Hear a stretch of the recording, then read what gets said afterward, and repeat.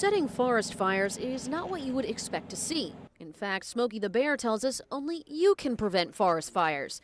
So you might ask, why then does Fort Stewart set hundreds every year? This is what happens when you don't do control burns. The last time that this area had a control burn was 6 years ago.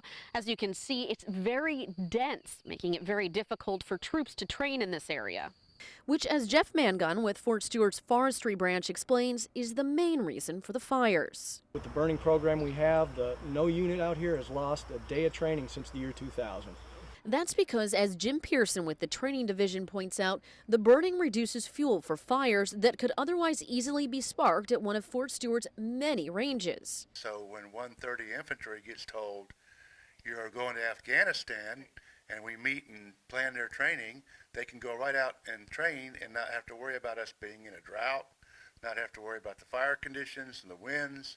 The burns are also surprisingly good for the forest. The plants and animals that are part of this landscape are adapted to and in many cases dependent upon fire to maintain the forest in a condition that meets their needs. As Tim Beatty with Fish and Wildlife explains, without the fires, the entire ecosystem could change. So in the absence of fire, the hardwood trees tend to grow taller, shade out the pine trees, and it becomes a hardwood forest. Now, interestingly enough, the fire does get hot enough to burn all the lower vegetation like these bushes back here, but not hot enough to burn the pine trees. One of the reasons also is because the bark on a pine tree is thicker to protect it.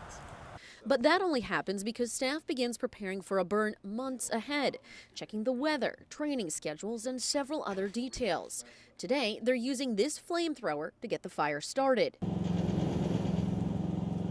And this brave gentleman to keep it going. It's not a matter of if it's going to burn, it's when it's going to burn. So we do our best to burn it under our conditions and not Mother Nature's. So while the clouds of smoke may look daunting, be assured it's all for a good cause. Alice Massimi, WSAV News 3.